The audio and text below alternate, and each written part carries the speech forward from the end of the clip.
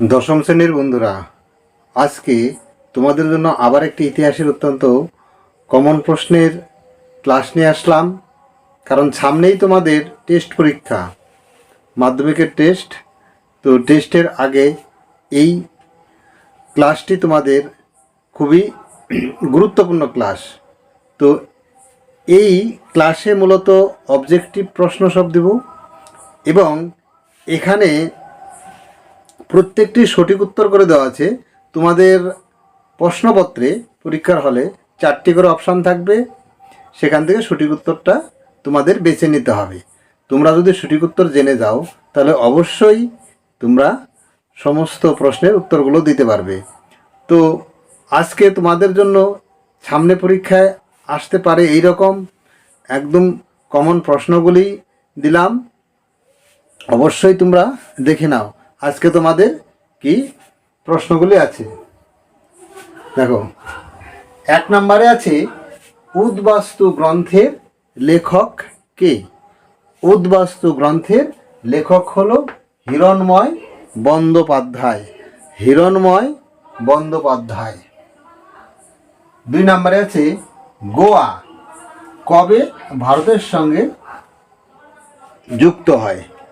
গোয়া প্রদেশটি অর্থাৎ গোয়া রাজ্যটি কবে ভারতের সঙ্গে যুক্ত হয়?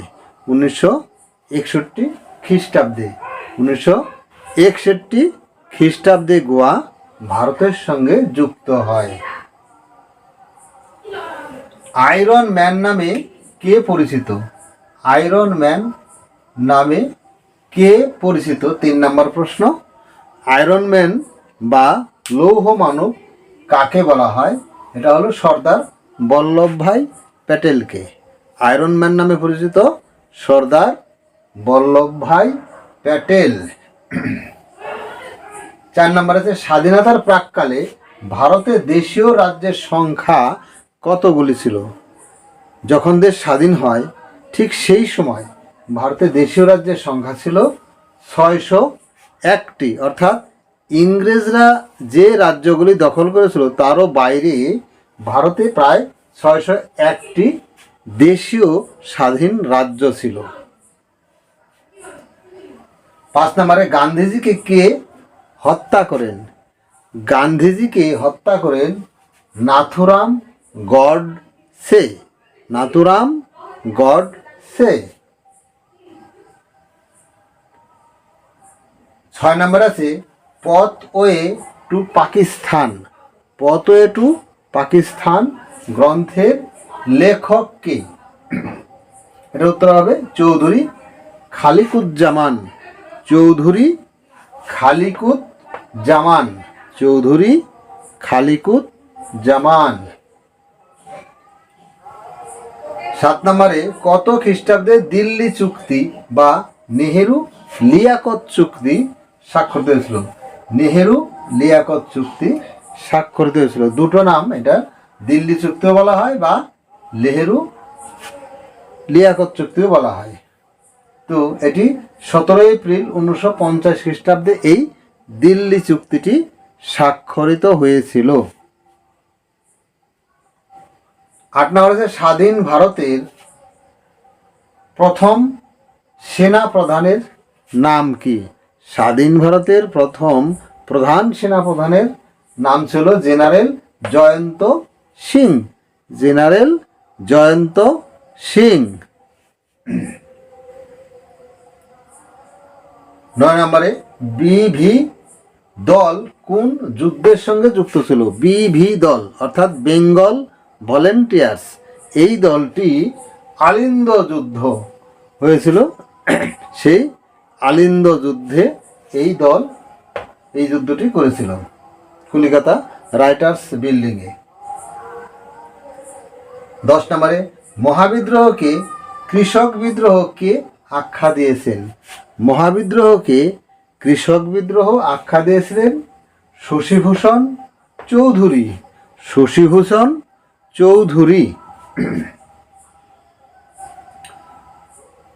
11 নম্বরে, কোন বিশ্ববিদ্যালয়ে প্রকৃতির সঙ্গে শিক্ষা দেওয়া হয়? কোন বিশ্ববিদ্যালয়ে প্রকৃতির সঙ্গে শিক্ষা দেওয়া হয়? অর্থাৎ গাছের নিচে, খোলা আকাশের নিচে শিক্ষা দেওয়া হয়। এটি হলো বিশ্বভারতীতে। বিশ্বভারতী বিশ্ববিদ্যালয়ে প্রকৃতির নিচে শিক্ষা দেওয়া হয় বা প্রকৃতির সঙ্গে শিক্ষা দেওয়া হয়। 12 নম্বরে গভর্নমেন্ট অফ ইন্ডিয়া অ্যাক্ট কবে পাস হয়?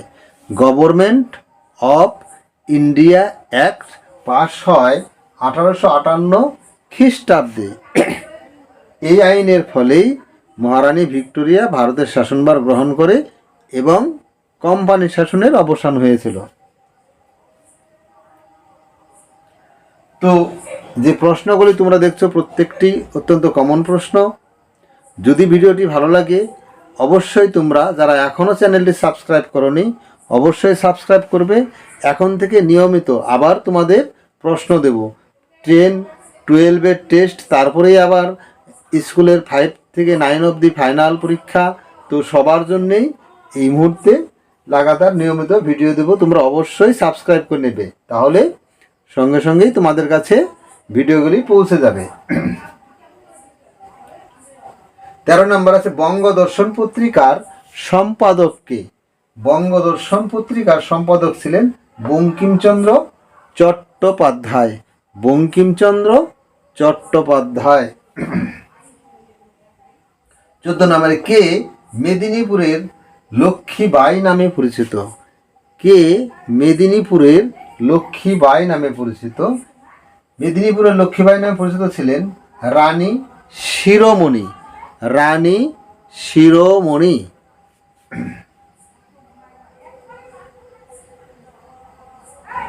15 নম্বরে ভারতের বিপ্লবী আন্দোলনের প্রথম নারী শহীদের নাম কি? ভারতের যে বিপ্লবী আন্দোলন ছিল তার প্রথম নারী শহীদ হলেন প্রীতিলতা ওয়াদ্দেদার। প্রীতিলতা ওয়াদ্দেদার। 16 নম্বরে ভারত কোন পথে গ্রন্থটি কার লেখা? ভারত কোন পথে এই গ্রন্থটি লেখেন পণ্ডিত জওহরলাল নেহেরু। পণ্ডিত জওহরলাল নেহেরু। 17 নম্বরে কোন রাজ্যটি গণভোটের মাধ্যমে বা সঙ্গে যুক্ত হয়? গণভোটের মাধ্যমে ভারতের সঙ্গে যুক্ত হয়েছিল। ভারতের সঙ্গে যুক্ত হয়েছিল।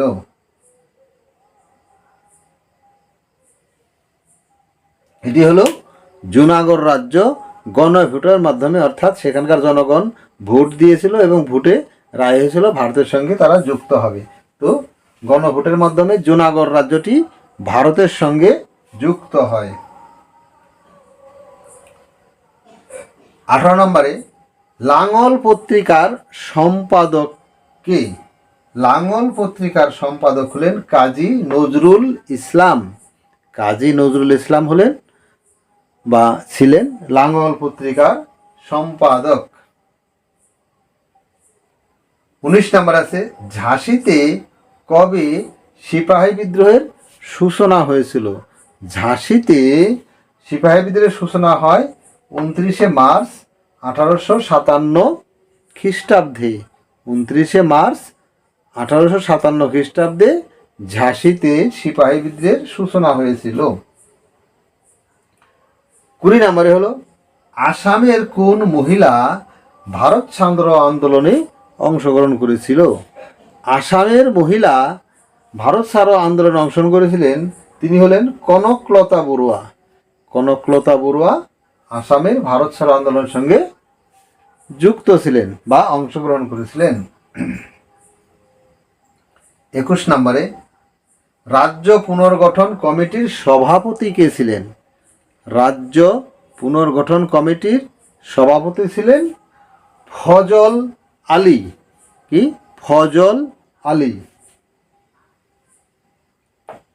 22 নম্বরে গ্রামীণ সংবাদপত্রের জনক কাকে বলা হয় বা গ্রামীণ সংবাদপত্রের পিতা কাকে বলা হয়? এটি হবে গ্রাম বার্তা প্রকাশিকাকে। গ্রাম বার্তা প্রকাশিকাকে গ্রামীণ সংবাদপত্রের পিতা বা জনক বলা হয়। 23 নম্বরে স্বাধীনতার সময় কাশ্মীরের রাজা কে ছিলেন? স্বাধীনতার সময় কাশ্মীরের রাজা ছিলেন হরি সিং, মহারাজা হরি সিং। 24 নম্বরে বোম্বাই প্রদেশ ভেঙে কোন দুটি প্রদেশ গঠিত হয়? বোম্বাই প্রদেশ ভেঙে মহারাষ্ট্র ও গুজরাট রাজ্য দুটি বা প্রদেশ দুটি গঠিত হয়েছিল। তো এই আজকে 24টি প্রশ্ন দিলাম তোমাদের, অবশ্যই এগুলো পড়বে এবং মুখস্থ করে নেবে বা খাতায় লিখে নেবে। আর তোমাদের কাছে একটা অনুরোধ, তোমরা যত বেশি পারো হোয়াটসঅ্যাপে বা ফেসবুকে বা সোশ্যাল মিডিয়ায় ভিডিওগুলো শেয়ার করে দেবে, তাহলে তোমাদের মতো আরও যারা বন্ধুরা আছে তারা প্রত্যেকেই ভিডিওটা দেখতে পারবে, তোমাদের জন্য সেই সমস্ত বন্ধুদেরও উপকার হবে। তো আজকে এই পর্যন্তই, দেখা হবে সামনে আবার নতুন ভিডিওতে, নতুন ক্লাসে। আজকে এই পর্যন্তই, বাই।